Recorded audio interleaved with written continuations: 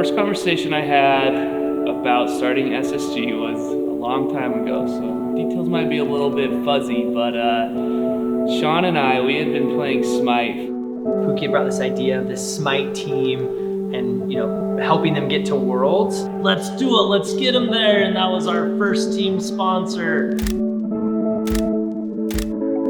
It's Smite, which is one of the really big esport games out there. We found a team that's a top tier team. I believe they're like number 1 or 2 in North America right now. And so we want to support them from the space station. So we have created Spacestation Gaming! Show the logo, show the logo. So I first heard about Spacestation Gaming from an article. It was about a creator named Sean Duras. He had just launched an esports org and he had signed a Smite team. Esports is something I wanted to get into and I wanted to do as a career. Spacestation Gaming, take game number 1. Spacestation Gaming moves on to the next round of playoffs. This just felt like a really good opportunity. We hopped on a call.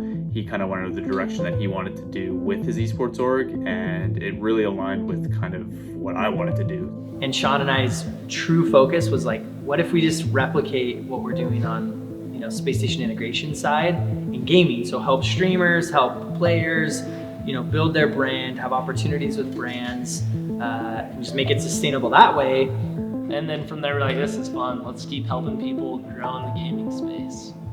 That's how SSG started. How much do you guys love it? This is incredible. Guys, I am like 1,000 out of 10 stoked on the space station, how it turned out. Hold on, we gotta finish this with the lights off. I don't even care if you can see me really well. This is what happiness feels like. So it's a small team, all in one room in the office.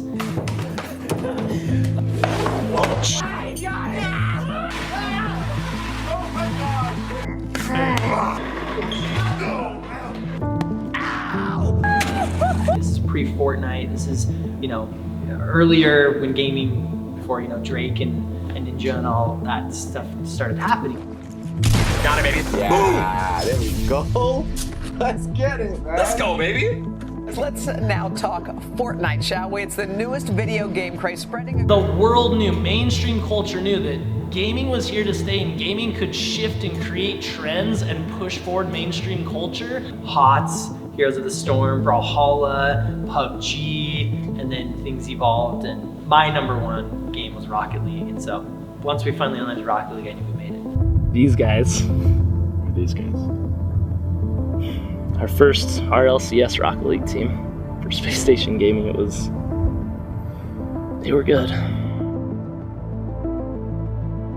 In 2020, we won the 6th Invitational and became the world champions in Rainbow Six. This was the first major turning point for us as an organization. So that was the moment that we knew SSG was much more than winning video games and making tweets and stuff like that. It's like, this is gonna be a big part of the future and we're building it, and SSG is gonna be a big part of that. That's the lightning in the bottle moment. It was cool. This is one of the new offices in Space Station 2.0. Really was just a focus on helping people build their brands in the gaming space. And it's as we've kind of grown those communities and those teams that I've really felt like the approach that we take is going to be successful and like really resonate with the fans. And as long as we take that approach with them, then it's going to be hard for us to lose. When we came in, we couldn't compete with these other groups that had employed a ton of people, had the resource and the gears and all this.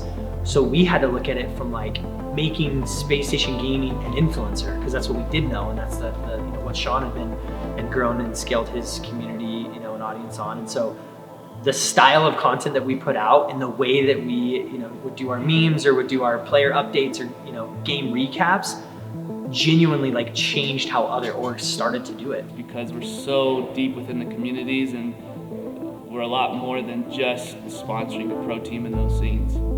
It felt more authentic and it felt like the voice was with the people, and we weren't afraid to get in front of a camera. A lot of other groups would just leave it to game footage or just to players, but like we weren't afraid to get the office together. And we thought to ourselves, why would we want to be a lesser version of somebody else when we can do stuff totally different and be disruptive and stand out?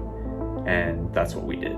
From early days to now, yes, there's more stresses or there's more kind of pressures in maintaining just a larger group. It's like, it's Wild West, you're figuring it out. Like, we've pioneered the way in so many different industries, from influencer marketing to Snapchat to esports, and like, as you figure it out, things are gonna go sideways and all over the place, but that means you're early, and that means that you're paving the way, and that's a good thing. It's a little bit harder, but I don't know, just take some grit, you know what I'm saying? And we all just like be reasonable and listen to each other. We have the best of everyone's brains.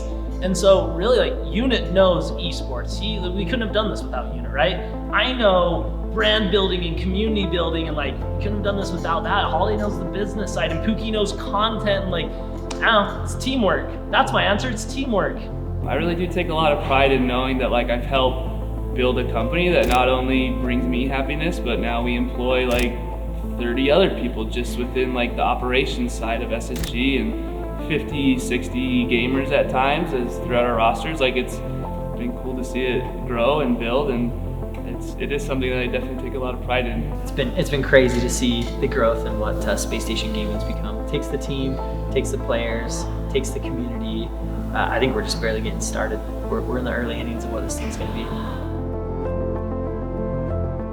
Okay, here's the thing, mine's kind of crazy because I do eat them from breakfast a lot, but I found myself eating them at night when I'm gaming a whole bunch, because, you know, days are busy and maybe I'll only catch like one meal, like lunch or dinner, and so, you know, get the kids to bed, I'm gonna game and just brainstorm for the night, and that's when I get my oats overnight, which I guess it's oats over day at that point. They've just been chilling, and sit down with my oats, play some video games, map out the next day, and go to bed with a full belly and a smile. That's how I use my oats overnight, my oats over day. I do both. Oats over everything.